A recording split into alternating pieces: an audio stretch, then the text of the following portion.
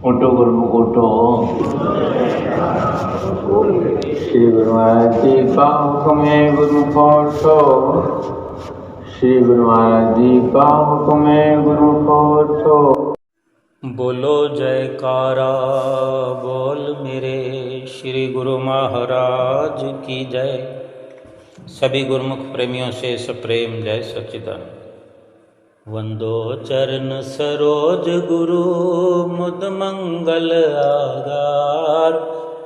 जहि सेवत नर होत हैं भव सागर से पार।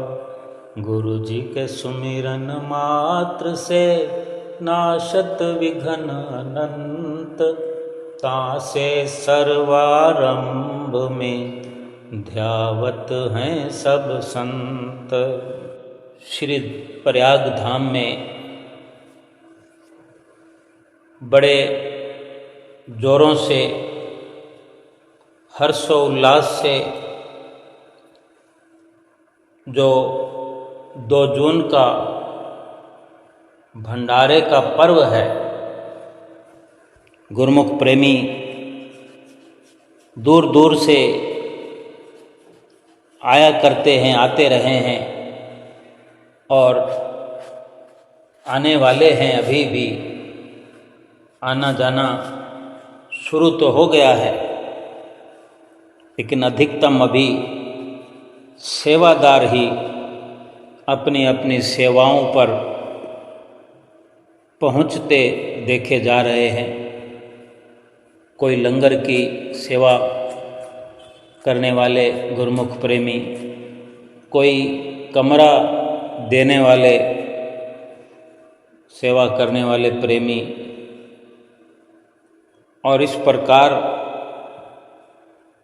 हलचल बहुत धीमी ही सही लेकिन बढ़ती हुई देखी जा रही है। बस स्टैंड पर भी सेवा सफाई का कार्य शुरू हुआ है, क्योंकि जब गुरुमुख प्रेमी श्री दरबार में अधिक संख्या में आते हैं तो हर प्रकार से सुख सुविधा का ख्याल रखना होता है कि गुरुमुख प्रेमियों को असुविधा ना हो। वहाँ पर जो भी ज़रूरत के कार्य हैं वर्करों के द्वारा, नौकरों के द्वारा अधिकतम सफाई हुआ करती है। और इस प्रकार ये तैयारियां हो रही हैं और बड़ा श्री दर्शन हॉल भी खुलने का समय हो चुका है। सफाई शुरू है और थोड़े दिनों में ही श्री मौज के अनुसार और संगत के अधिक आ जाने पर छोटे श्री दर्शन हॉल में, पावन सत्संग हॉल में असुविधा को देखते हुए बड़े दर्शन हॉल को हमेशा की तरह खोल दिया जाएगा और गुरुमुख प्रेमी वहाँ पर बैठ कर के अपने सतगुरु का दर्शन दीदार, सत्संग लाभ बड़ी सुविधापूर्वक कर पाएंगे। सतगुरु की कितनी अनुकंपाएं हैं कि अपने गुरुमुख प्रेमियों का हर प्रकार से ख्याल करते हैं। उन्हें घर बैठे हुए भी, सफ़र के दौरान भी और हर प्रकार से उनकी दुख तकलीफ़ों का, चाहे वो शरीर की हो चाहे आंतरिक हो, सद्गुरु उन्हें रास्ता भी बताते हैं, हिदायत फरमाते हैं और अपनी ओर से हर मुमकिन कोशिश करते हैं कि गुरुमुख प्रेमी घर में रहें, बाहर रहें, या दरबार में पहुँचें, बड़े ठीक प्रकार से जीवन यापन करते हुए भक्ति का सरमाया हासिल करें और रोज़ संध्या के समय, शाम के समय 5 बजे दर्शन खुला करते हैं और गुरु महाराज जी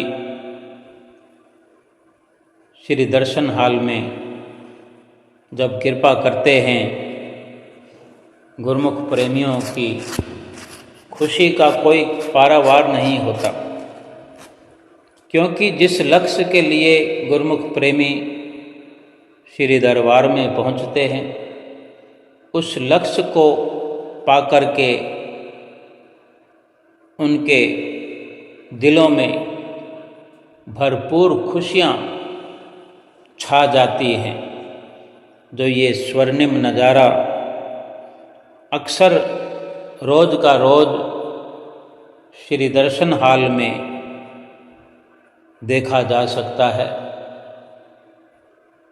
और आज भी श्री दर्शन खुले, गुरुमुख प्रेमियों ने दंडवत प्रणाम करते हुए हुक्मनामा श्री हुजूर गुरु महाराज जी से प्राप्त किया। श्री गुरु महाराज जी ने सबको हुक्म देकर उठाया और सबको, गुरुमुख प्रेमियों को इत्मीनान से खुश प्रसन्न होकर सबको आशीर्वाद दिया। और जब श्री गुरु महाराज जी आशीर्वाद देते हैं, श्री दर्शन हाल हो या श्री आरती मंदिर हो, तो बिना किसी से कुछ बात करते हुए, बिना किसी और ख्याल के, केवल एक ही लगन में, एक ही धुन में कि कोई भी गुरुमुख, कोई भी सेवक आशीर्वाद से वंचित ना हो जाए। और ऐसा ही नज़ारा सुबह सवेरे श्री मंदिर जी में भी नित्य हुआ करता है कि श्री गुरु महाराज जी जब सुबह आरती के और विनती के पश्चात जयकारा निस्तारा के समय दंडवत प्रणाम करने पर हुक्मनामा फरमाते हैं और गुरुमुख प्रेमियों को उठाते हैं, तो सबको आशीर्वाद फरमाते हुए उस वक़्त, क्योंकि प्रसाद वितरण करने का समय होता है, कढ़ा प्रसाद और बिस्कुट का प्रसाद जो वितरित किया जाता है, सर्वप्रथम हुजूर गुरु महाराज जी उस वक़्त भोग लगाते हैं, क्योंकि श्री परमहंसों को सबसे पहले ही भोग लगा दिया जाता है श्री आरती से ही पूर्व। और हुजूर गुरु महाराज जी भोग लगाते हैं, उसके पश्चात ही प्रसाद वितरण किया जाता है। लेकिन जब तक सबको आशीर्वाद प्रदान नहीं कर लेते, एक एक गुरुमुख प्रेमी को चुन चुन करके आशीर्वाद देते हैं, ऐसी श्री गुरु महाराज जी की तन्मयता देख करके जी भर आता है कि बार बार अपने कर कमलों को ऊंचा करके, लंबा करके ये शुभ आशीर्वाद हर गुरुमुख प्रेमी के दिलों में उतार रहे होते हैं। और जब हाथ घुमाते हुए दिशा बदलते हैं तो सामने जो वेदी के आगे वाले 2 पिलर हैं, उन पिलर पर सामने श्री परमहंस दयाल महाराज जी के स्वरूप का दर्शन भी वे करते रहते हैं। जब इस प्रकार दाएं से सामने की ओर और सामने से फिर बाएं की ओर कर कमल घुमाना होता है और बीच में जब पिलर आता है तो स्वयं हाथ जोड़कर बीच बीच में श्री परमहंस दयाल महाराज जी से आशीर्वाद प्राप्त भी कर लिया करते हैं। एक एक मर्यादा का ध्यान रखने वाले हमारे श्री गुरु महाराज जी मर्यादा पुरुषोत्तम है। इस कली काल में मर्यादा पुरुषोत्तम राम भी यही हैं और द्वापर के श्री कृष्ण भी यही हैं और अब श्री परमहंस रूप लेकर सतगुरुदेव महाराज जी बन करके हम गुरुमुख प्रेमियों को दर्शनों से आशीर्वाद से कतार्थ करते हैं। गुरुमुख प्रेमी ये नज़ारा रोज देखते हैं। जो जितनी श्रद्धा से भावना से सतगुरु के दर्शन करता है, एक एक श्री गुरु महाराज जी के इशारे को अपने मन के मंदिर में बसाता है, हर श्री गुरु महाराज जी की कार्रवाई को आँखों से देखते हुए अपने दिल में बसाता है, चाहे वो पूरा ना भी समझ पाए, लेकिन सतगुरु का ये उपकार, सतगुरु का प्यार अवश्य उस प्रेमी के रोम रोम में बस जाता है। श्री गुरु महाराज जी के नज़दीक महात्मा जन प्रसाद का भोग लगाने के लिए उपस्थित होते हैं। जब तक श्री गुरु महाराज जी पूरे मंदिर जी में एक तरफ से लेकर दूसरी तरफ तक सबको आशीर्वाद नहीं देते, तब तक भोग नहीं लगाते। और सबको आशीर्वाद देने के बाद एक महात्मा जी अपने हाथों में आरती की थाली, आरती की जोत लिए हुए श्री गुरु महाराज जी को आरती की जोत देने के लिए सर्वप्रथम श्री गुरु महाराज जी जोत के ऊपर अपने दोनों कर कमल घुमाते हुए मस्तक पर लगाते हैं, क्योंकि यही श्री आरती की थाली श्री परमहंसों के आगे हमेशा घुमाई जाती है और इसी आरती को मस्तक पर लगाया जाता है और इस ख्याल से ही इस जोत को अपने अंदर देखने का एक इशारा भी होता है।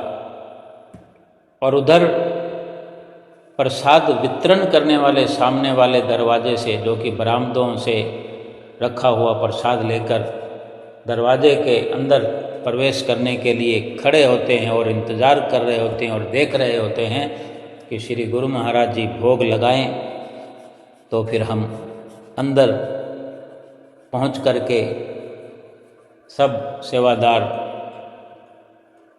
तुरंत प्रसाद वितरण शुरू करते हैं और थोड़ी देर में ही मंदिर से बाहर बरामदों में सब निकलते जाते हैं, प्रसाद बांटते जाते हैं। श्री गुरु महाराज जी को महात्मा जी प्रसाद का भोग लगाते हैं और प्रसाद वितरण शुरू किया जाता है। ऐसे ही श्री दर्शन हाल का भी ये स्वर्णिम नज़ारा गुरुमुख प्रेमी देखा किया करते हैं।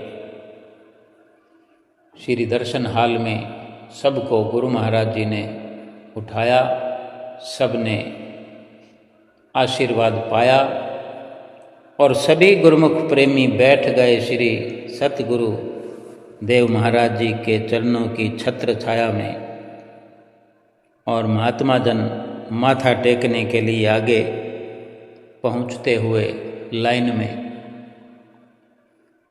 और वहाँ भी श्री गुरु महाराज जी के सिंहासन के आसपास अनेक सेवादार महात्मा जन, भक्तजन उपस्थित होते हैं। पीछे सिंहासन के पीछे कमरे में भी बहुत सुचारू रूप से सेवा कार्य चलता है। प्रसाद वितरण करने का बहुत बड़ा एक श्री आनंदपुर दरबार का एक मर्यादित ढंग है जो श्री परमहंसों ने ये सिलसिला चलाया है, जो आज बड़े सुंदर प्रकार से श्री हजूर गुरु महाराज जी बखूबी हर प्रकार का ध्यान रखते हैं कि गुरुमुख प्रेमियों को जो कि सामने की लाइनों से माथा टेकने के लिए आते हैं, क्या प्रसाद वितरण किया जा रहा है, जो कि हर एक गुरुमुख के लिए एक पन्नी में, थैली में प्रसाद पैक करके रखा होता है। उस क्वालिटी को भी आप समय समय पर जांच करते हैं। कोई कमी पेशी हो तो उसका सुधार करवाते हैं। कोशिश करते हैं कि थोड़ा अच्छा प्रसाद होना चाहिए। गुरुमुख प्रेमी जहाँ से भी आते हैं, पहुँचते हैं, अपने श्री गुरु महाराज जी की महिमा का बखान करते हुए नहीं थकते। हर किसी के अंतर हृदय में एक अमिट छाप छप जाती है कि ऐसे हैं मेरे श्री गुरु महाराज जी, ऐसा है हमारा श्री आनंदपुर दरबार, ऐसा है हमारा श्री प्रयागधाम दरबार। बाहर जाकर के आम नागरिकों को जो बखान करते हैं, उनके भी रोंगटे खड़े हो जाते हैं सुनकर कि क्या ऐसा भी कोई इस दुनिया में आली दरबार है। उनका भी दिल करता है कि हमें भी ले चलो। वो भी अपने भीतर ही भीतर ये ख्याल उठाते हैं कि अवश्य देखेंगे।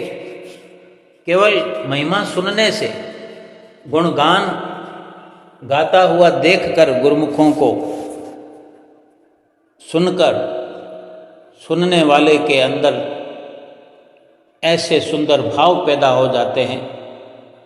अगर वो भाव भड़क उठे, हृदय में वैराग हो जाए, या कोई पीछे संस्कार कोई ऐसा हो दबा हुआ जो महिमा सुनकर के संस्कार उदित हो जाए, तो देखते ही देखते उनका भी ऐसा खाता खुल जाता है श्री दरबार में, जो फिर जन्म और मरण के चक्कर से वे भी आज़ाद होने के लिए श्री दरबार में सतगुरुदेव महाराज जी के चरणों में, उनके प्यार में खींचे चले आते हैं।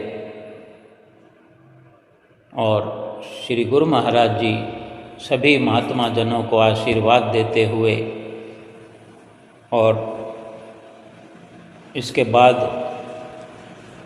जो प्रसाद की जिनकी बारी थी, उनका माथा टेकने का अवसर, और फिर उसके बाद सत्संग की शुरुआत हुई। आज का सत्संग आदरणीय महात्मा जी करने के लिए उपस्थित हुए श्री गुरु महाराज जी की आज्ञा व मौज से। तो सर्वप्रथम श्री रामचंद्र जी महाराज, भगवान श्री रामचंद्र जी महाराज के वचनों से, उनकी वाणी से, श्री रामायण के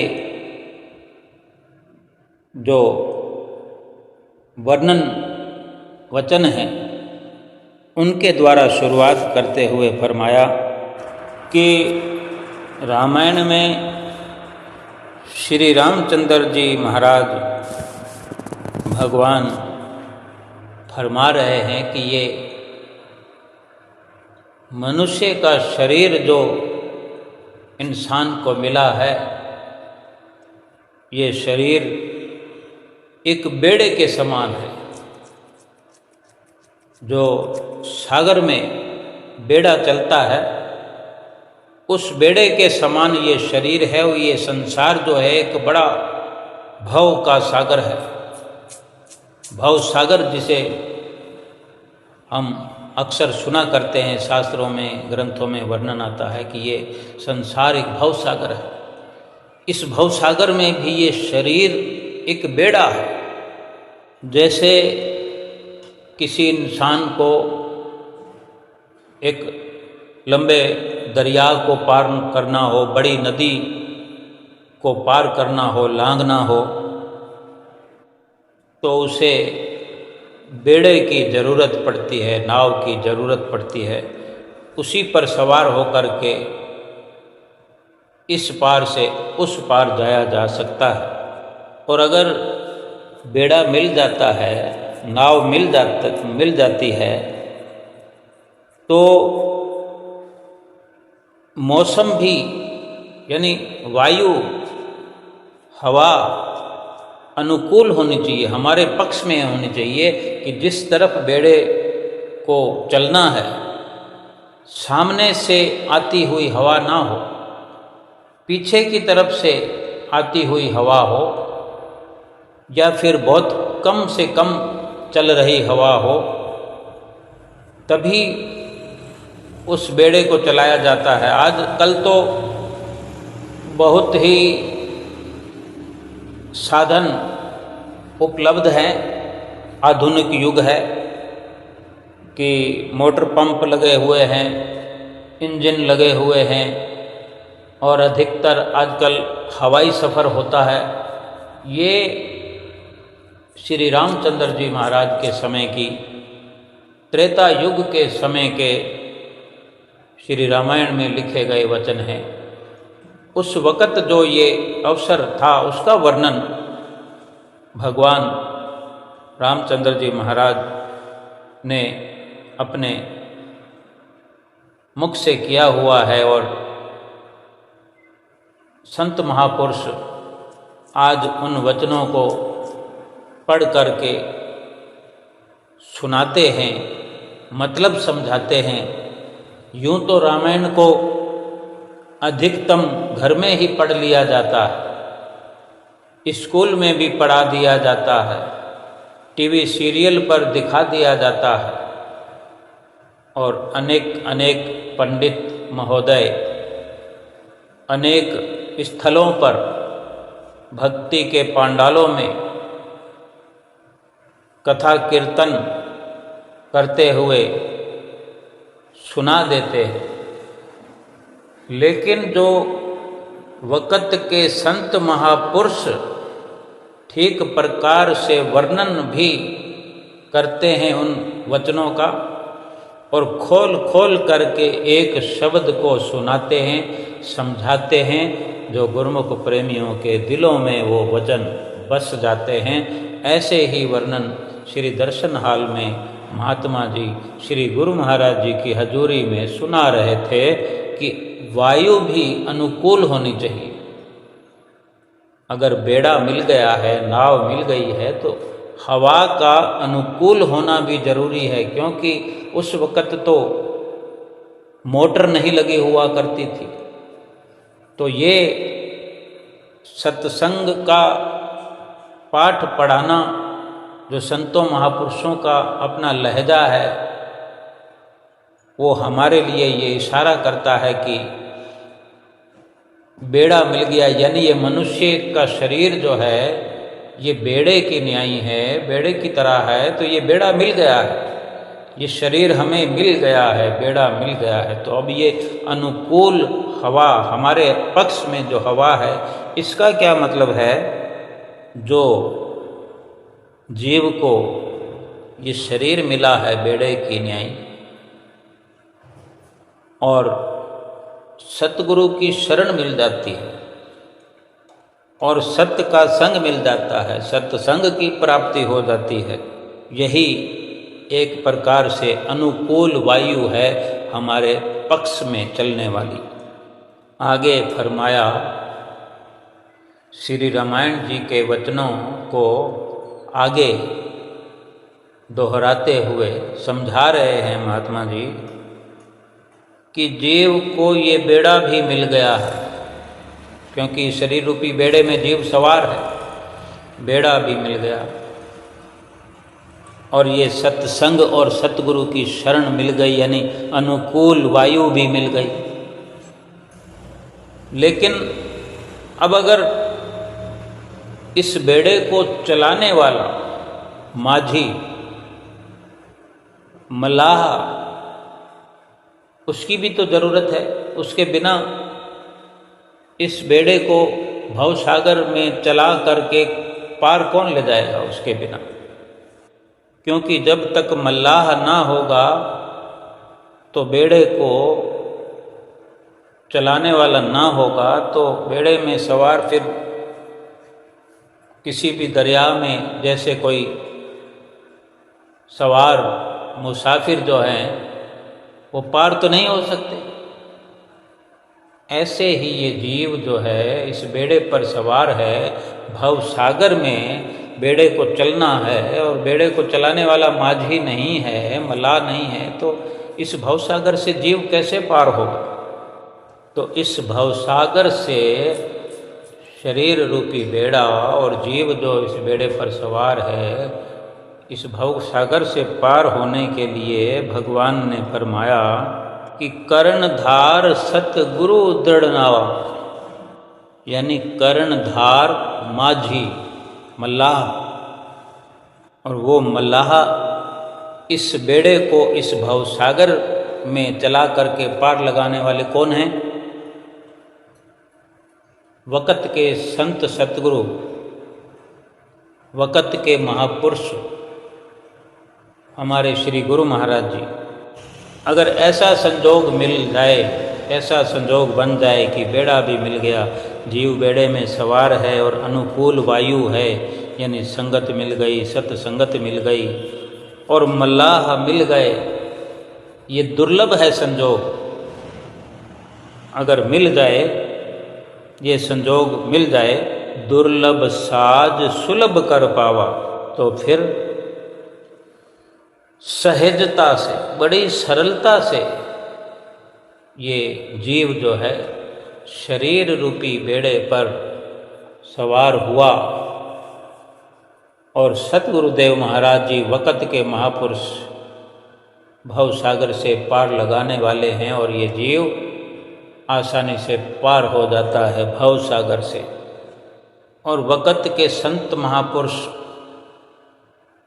ये भी फरमाते हैं कि जो हमें नाम की बख्शिश हुई है, जो सतगुरु ने नाम की बख्शिश की है, जो नाम मिला है, ये नाम भी बेड़ा है, जहाज है।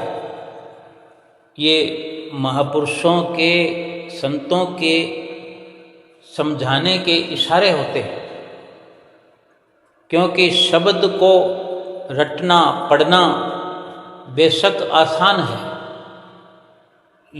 लेकिन उसको समझना अपने आप बड़ा मुश्किल है।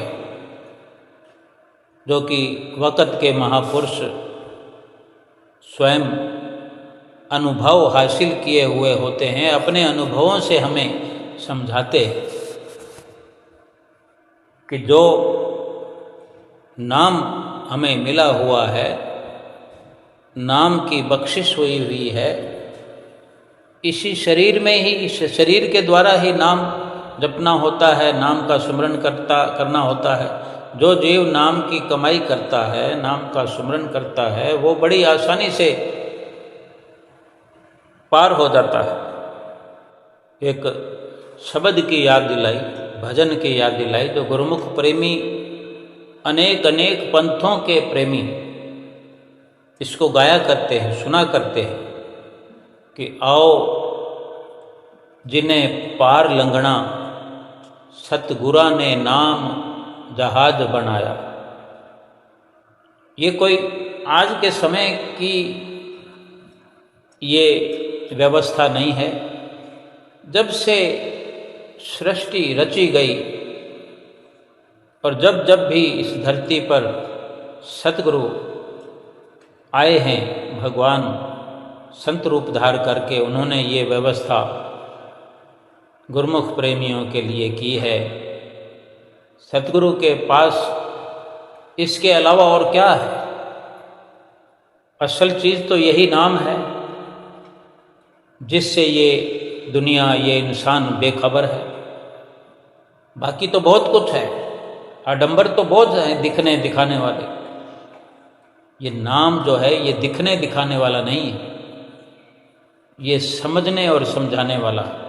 सतगुरु समझाते हैं और हमें समझना है कि कैसे नाम जपना है, कैसे नाम का सुमरन करना है।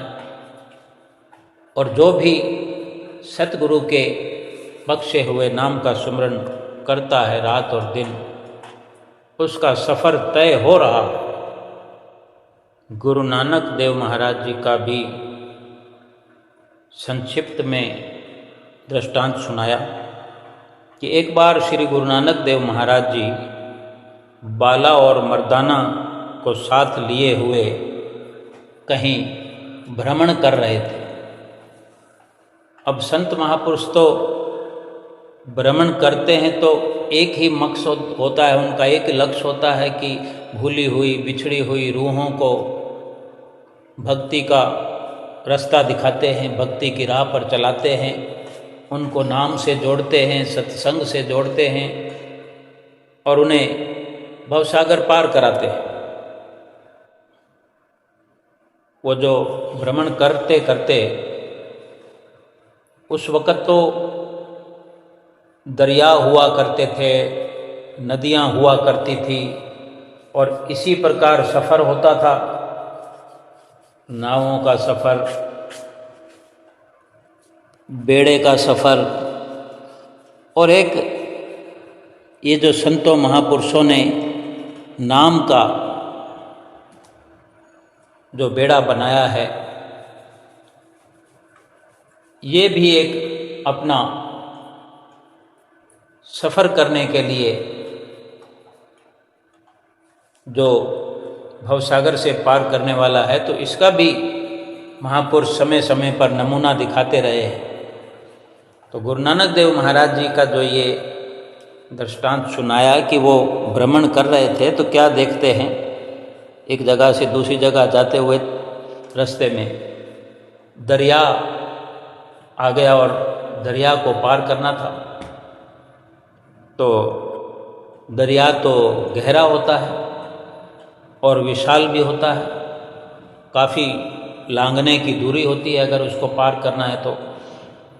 और ये देखकर अब जो शिष्य दोनों बाला और मर्दाना साथ में थे, तो मर्दाना ने देखा कि अब दरिया तो पार करना पड़ेगा, लेकिन दरिया का वो नज़ारा देख करके, इतना विशाल रूप देख करके घबरा गया और कहने लगा, महाराज इतना लंबा दरिया है, कैसे पार करेंगे? और उसकी इतनी गहराई का अंदाज़ा लगाते हुए डर रहे हैं, क्योंकि स्वाभाविक ही है और अपना वो डर अपने सतगुरु के चरणों में बयान कर रहे हैं कि महाराज कहीं हम डूब जाएंगे तो, अगर डूब गए तो कैसे पार करेंगे? इतना लंबा दरिया कभी पार किया नहीं था। तो गुरु नानक देव महाराज जी ने कहा शिष्यों को कि भाई हम तुम्हें नाम देते हैं और तुम ये नाम का सुमरन करना शुरू कर दो और हमारे साथ साथ चले आओ। और अपने मुख से गुरु नानक देव महाराज जी ने नाम का उच्चारण किया और मर्दाना को नाम दिया और कहा कि इस नाम का उच्चारण करते हुए चलते चले आओ पीछे पीछे। तो गुरु महाराज जी और शिष्य दोनों चल पड़े, क्योंकि शिष्य भी नाम जप रहे हैं और गुरु महाराज जी के पीछे चल रहे हैं। ऐसे दरिया में ऐसे चल रहे हैं, पानी की सतह पर ऐसे चल रहे हैं जैसे जमीन पर चल रहे हैं, पृथ्वी पर चल रहे हैं। कहीं से भी उनको नहीं लगता कि हम दरिया में चल रहे हैं। और थोड़ी दूर इस प्रकार सफ़र होने पर मर्दाना, जो अपने अंदर कुछ विचार को देखता है,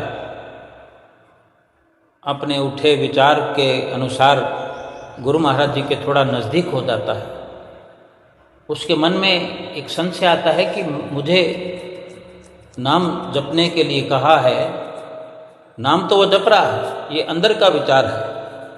जो संशय खड़ा होता है तो वो ये सोचकर, ये देखकर कि मुझे नाम जपने के लिए कहा है कि ये नाम से तुम पार हो जाओगे, कि कहीं गुरु महाराज जी खुद भी नाम जप रहे हैं कि नहीं। तो नज़दीक थोड़ा अधिक हो करके थोड़ा कान लगाकर सुना तो आवाज़ आने लगी और समझ गया कि गुरु महाराज जी भी नाम जप रहे हैं। लेकिन थोड़ी देर सुनने के बाद उसको समझ में आया कि ये कोई और नाम है, ये दूसरा नाम जप रहे हैं, मुझे दूसरा नाम जपने को दिया है। और उसके ख्यालों में जब ऐसे संशय, भ्रम बढ़ने लगा और इस तरह के विचार आने लगे, हालांकि सही प्रकार से चल रहे थे, पानी के अंदर शिष्य बड़े अच्छे से मौज करते हुए गुरु महाराज जी के साथ भ्रमण कर रहे हैं। दरिया में भी ऐसे ही भ्रमण हो रहा है जैसे धरती पर चल रहे हैं। लेकिन ये मन में जो संशय आता है, ये मन है ही ऐसा, भटकाता है और भटका दिया मर्दाना को। और मन में ये भी विचार हो आया कि मुझे तो गुरु महाराज जी ने कोई सस्ते वाला नाम दिया है, कोई घटिया नाम दिया है, और खुद कोई बढ़िया नाम जप रहे हैं, बढ़िया वाला।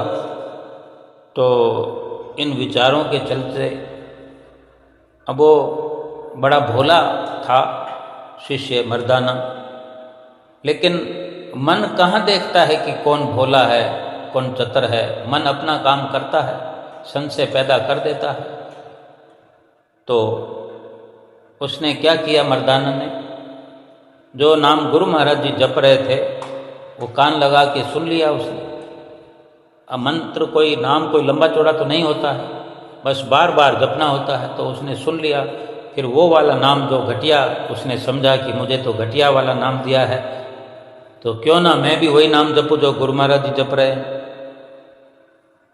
अब ये चाहे मर्दाना की परीक्षा थी या सतगुरु का ये एक इशारा था, मौज थी, क्या उसको समझाने के लिए या हमें समझाने के लिए, ये तो हमारे समझने की बात है। तो मर्दाना ने क्या किया, वही नाम जपने लगा जो गुरु महाराज जी जप रहे थे, उच्चारण कर रहे थे। उस नाम को छोड़ दिया जो आज्ञा हुई थी और अपनी मन की मति से वो नाम जपने लगा जो गुरु महाराज जी जप रहे थे। नाम को एक बार भी पूरा जपा, दोबारा से उसकी लड़ी बनी ही नहीं और मर्दाना जो है पानी में गोते खाने लगा, ऊपर नीचे होने लगा। और गुरु महाराज जी तो वैसे अंतर्यामी होते हैं, सब कुछ जानते हैं, भूत भविष्य वर्तमान सब कुछ जानते हैं। लेकिन हम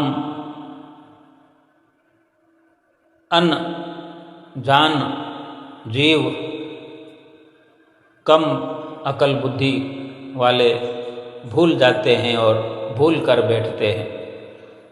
तो गुरु महाराज जी ने देखा कि मर्दाना गोते खाने लगा है, ये क्या हुआ? क्योंकि ये संभव नहीं था। गुरु महाराज जी ने जो नाम दिया था, गुरु महाराज जी को तो मालूम है कि ये नाम जो है भवसागर से पार कराने वाला है, और ये तो केवल एक दरिया है। ऐसे कैसे हो सकता है कि ये डूबने लगा? तो थोड़ा सा उसको देखकर समझने लगे तो ज़्यादा देर नहीं लगी, क्योंकि जो नाम वो जप रहा था मर्दाना, वो दूसरा नाम था जो गुरु महाराज जी जप रहे थे। उसको जो नाम दिया गया था वो छोड़ दिया उसने।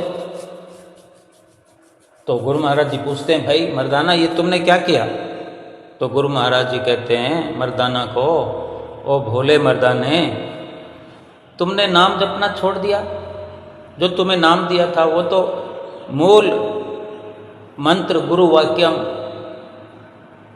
जो सतगुरु की तरफ से नाम मिला होता है, उसको छोड़ देना ठीक थोड़ा ही होता है। मूल मंत्र गुरु वाक्यम, कि जो सतगुरु के गुरु के मुख से जो भी मंत्र निकले वही गुरु वाक्य है, वही नाम है, वही भवसागर से पार करने वाला है। उसको छोड़ दिया। तो गुरु महाराज जी ने, गुरु नानक देव महाराज जी ने फरमाया, मर्दाना तो वही नाम जप जो तुम्हें दिया गया। तो वो फिर से उसी नाम को जपने लगा और फिर से उसी प्रकार से पानी पर चलने लगे जैसे धरती पर चल रहे हैं। तो संतों महापुरुषों ने अनेक अनेक प्रकार से संतों महापुरुषों ने कथन किया है, ये जो भव का सागर है, ये जो संसार सागर है, जिसे भव का सागर कहते हैं, दुखों का सागर कहते हैं, ये बहुत विशाल विशाल काय भव सागर है। इसके अंदर अनेक अनेक खतरे हैं, अनेक तरह के खौफ हैं कि ये जीव जो है अपनी मन की मति से पार नहीं हो सकता। जैसे समुद्र में, दरिया में चलने वाले मल्लाह जो बेड़ा चलाने वाले होते हैं, नाव चलाने वाले होते हैं, वही जानते हैं कि कौन कौन सी मुसीबतें आ सकती है, कौन कौन सी कठिनाइयाँ आ सकती है। जो उस बेड़े में सवार हैं वो नहीं जान पाते कि कैसी मुश्किलें आ सकती हैं। इसीलिए महापुरुष फरमाते हैं कि मन मत्ती को धारण नहीं करना चाहिए, कि हमें खुद सोचना है, समझना है कि हमें जो नाम मिला है, हम विचार करें कि क्या हम उसी नाम से मूल रूप से जुड़े हुए हैं, या उसी नाम को ही हमने अपना मुख्य अंग बना लिया है, आधार बना लिया है, या कहीं ऐसा भी है कि सतगुरु से मिले हुए नाम के साथ और भी अनेकों नाम हमने जोड़ लिए हैं अपने मन की मति से, उसको भी जप रहे हैं, उसको भी जप रहे हैं, उसको भी जप रहे हैं। कैसे पार होंगे जब गुरु मति के साथ, गुरु मंत्र के साथ मन मति जोड़ दी हमने, मन की मति के मंत्र जोड़ लिए, अपने आप जुड़ गए, इधर उधर भटक रहे हैं। भटकना समाप्त कैसे होगी फिर? बेड़ा पार कैसे होगा फिर? क्योंकि मल्लाह का अगर कहना नहीं मानेंगे, मल्लाह की आज्ञा व मौज पर या उनकी चेतावनी का मान नहीं करेंगे, उनकी चेतावनी को नहीं समझेंगे और मन मत्ती से बेड़े में सवार होकर के कुछ ऐसा वैसा उल्लंघन करेंगे, सतगुरु वचन उल्लंघ के जो जीव कहीं जाए, जहाँ जाए तहाँ काल है, कहे कबीर समझाए। इतना सा नाम सतगुरु हमें देते हैं, उसको भी ठीक प्रकार से नहीं जपते, उस पर भी पूरा विश्वास नहीं करते। सतगुरु हमसे क्या चाहते हैं? हमें जो नाम का सुमरन करने को कहते हैं, हमें घर में बैठने के लिए, घर में बैठ कर के दुनियादारी चलाने के लिए, दुनिया के काम करने के लिए, चाहे वो झूठे पूठे हैं, झूठे काम हैं, झूठे लोग हैं, झूठा व्यवहार है, लेकिन कुछ भी मना नहीं करते।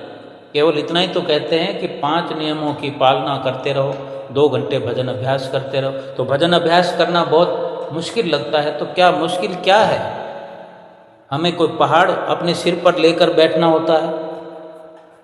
गद्दों पर बैठें, तकियों का आगे पीछे लगा करके बैठें, पंखा चला कर बैठें, कूलर चला कर बैठें, एसी के अंदर एयर कंडीशनर बनकर बैठें। जो जैसी व्यवस्था है, जो हमारे घर में सुख सुविधा है, उसी के अंदर ही तो है, उसी दायरे में ही तो रहना है। नया कुछ करने के लिए हमें नहीं कहते कि भाई तुम्हें पंखा चला कर बैठना पड़ेगा या एयर कंडीशन चला कर बैठना पड़ेगा।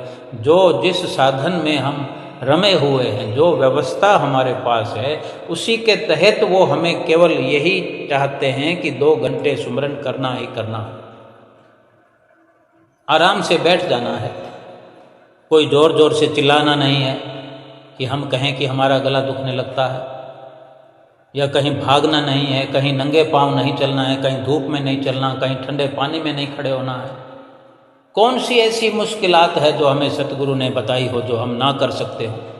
केवल मानने की बात है, गुरुमति पर चलने की बात है जो हमसे नहीं होती। हम गुरुमति को छोड़ करके मनमति को जोड़ लेते हैं। कोई कहता है इधर चल तो इधर चल पड़ते हैं, कोई कहता है उधर चल तो उधर चल पड़ते हैं। तो फिर गुरुमति छोड़ करके मनमति से कभी इधर कभी उसके साथ कभी उसके साथ, तो फिर भवसागर में बेड़ा हिचकोले तो खाएगा ही।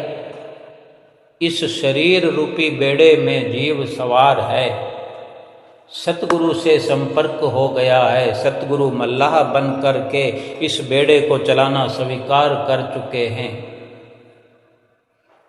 और हमें तो ये भजन बोलते हुए, ये शब्द बोलते हुए कि जीवन दा रथ तुसां चलाना, असां ता केवल बहना है। हुक्म होवे जो मेरे सतगुरु दा, सिर मत्थे ते लेना है। कौन सी बड़ी बात है? इतना भर भी हम नहीं कर सकते। मनमति के लिए तो 24 घंटे लगे हुए हैं। 3-4 घंटे गुरु की मति में चल करके देखें, आनंद ही आनंद इस जीवन में हो जाएगा और परलोक भी संवर जाएगा। एक पहुँचे हुए फकीर का संदेश भी सुनाया। वो कहता है कि ए जिज्ञासु, तुझे भवसागर से पार होना है तो ये तुम्हें मालूम होना चाहिए कि ये जो भवसागर है, इसमें रास्ते में बड़ी बड़ी चट्टानें भी आती हैं, कई प्रकार के जंतु भी आते हैं, खतरनाक इसमें ऐसे ऐसे मंजर आते हैं। उन सभी प्रकार के खतरों से, खौफों से तभी बच सकता है कि तू अपने पीर की, कामिल मुर्शिद की आज्ञा पर चल, अपने सतगुरु की मौज पर चल। जैसे जैसे सतगुरु रूपी मल्लाह, गुरु रूपी मल्लाह इशारा करते हैं, वैसे वैसे चलता जा। ऐसे ही एक और बहुत पुराने वक़्त का एक दृष्टांत सुनाया कि एक दिल्ली का परिवार दिल्ली से हरिद्वार गया। उस वक़्त बड़ी नावें चला करती थी, आजकल तो अलग अलग साधन हो गए हैं। तो वो घूमने के लिए परिवार गया था, तो वहाँ जा कर के नाव में सवार हो कर के सैर करना था उनको। तो गंगा किनारे पहुँच कर के उनको जो सैर करनी थी उस तरफ जाना था। तो 6 सदस्य थे घर के, किसी नौका पर सवार हो गए। तो उस नौका चलाने वाले मल्लाह ने जो नौका चलाना शुरू किया तो एक चेतावनी उन सबको दे दी, परिवार को। वो चेतावनी क्या थी कि कई प्रकार की अंदर चट्टानें हैं, उबड़ खाबड़ भी होता है, कई प्रकार के इसमें जंतु जानवर भी हैं जो नाव को भी पलटने का दम रखते हैं, लेकिन वो हम देखेंगे। लेकिन तुम्हें ये सबको ख्याल होना चाहिए कि कोई भी अपना हाथ बाहर ना निकाले, यानी पानी के अंदर कोई हाथ टच न करे, क्योंकि खुली नाव जो होती है वो पानी की सतह के नज़दीक ही चलती है। जो बैठने वाले होते हैं वो ऊपर ऊपर खूब दिखते हैं। नाव पानी के थोड़ा थोड़ा अंदर रहती है, थोड़ी बाहर होती है। चलते चलते कोई भी पानी में हाथ डाल सकता है, इसलिए उसने चेतावनी दी कि पानी के अंदर कोई भी हाथ ना डाले। नाव चल रही थी। चलते चलते एक सदस्य ने उस नाविक का, मल्लाह का जो संदेश था, उसकी चेतावनी को भुला दिया और पानी में हाथ डाल दिया। तो क्या हुआ, जैसे पानी में हाथ डाला तो मगरमच्छ एक आया और उसके हाथ को पकड़ लिया। क्योंकि ऐसे भयानक जानवर जो हैं इंसानों के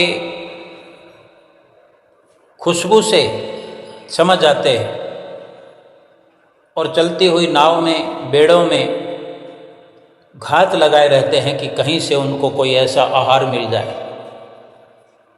ज्यों ही हाथ उसने पकड़ा अपने मुंह में और खींचने लगा और वो चिल्लाने लगा, जिसका हाथ पकड़ लिया मगरमच्छ ने। अब वो जोर लगाए, लेकिन मगरमच्छ में ज़्यादा ताकत है। वो अपना पानी में जितना सुरक्षित है, उतना नौका में वो बैठा हुआ इंसान सुरक्षित नहीं है, क्योंकि पानी की शक्ति अथाह है। मगरमच्छ पानी में रह सकता है, जोर लगा सकता है, लेकिन इंसान का कोई जोर नहीं। वो ज्यों ज्यों जोर लगाए, दूसरे भी उसको फिर अब पकड़ने लगे।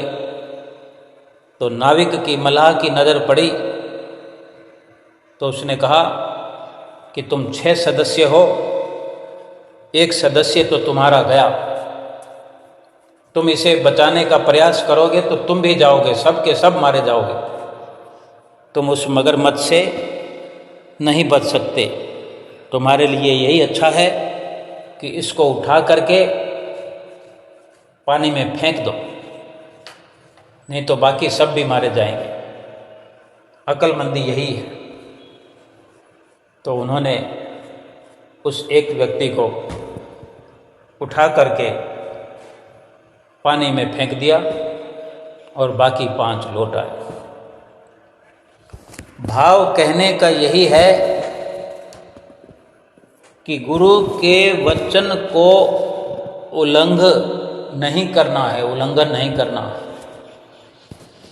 जितना भी सत्संग हो, जितनी भी समझाइश हो, सारांश यही है कि सतगुरु की शरण मिल गई है तो सतगुरु के बख्शे हुए नाम के साथ ऐसे जुड़ जाएं, ऐसे लिपट जाएं कि अपना एक अंग बना ले, कि उसके बिना तो जिंदा रहना ही नहीं है, उसके बिना तो श्वास ही नहीं लेना है, नाम के बिना तो श्वास लेना ही नहीं है, हर श्वास सफल हो जाए। और इस प्रकार सत्संग के पश्चात प्रसाद वितरण हुआ। फिर श्री गुरु महाराज जी ने मत्था टेकने वालों को अवसर दिया। उसके बाद श्री गुरु महाराज जी जाने लगे, पूरी तैयारी में थे।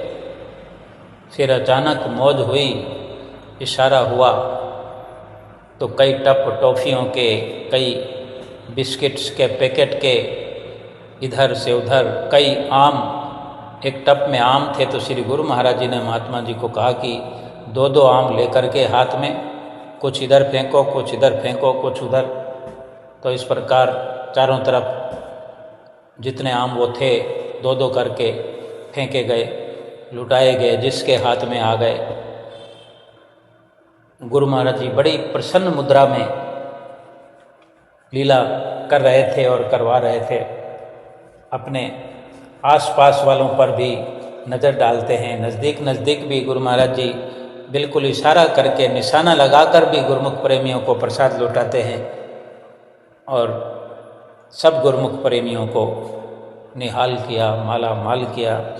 आज के दर्शन की, सुंदर सुंदर दर्शनों की, सत्संग की, श्री रामचंद्र जी महाराज जी के वचनों की, श्री रामायण के इन गहरे गहरे वचनों से रहस्य दर्शाने की, ऐसे सत्संग की लाखों लाख बधाई हो। बोलो जयकारा बोल मेरे श्री गुरु महाराज की जय।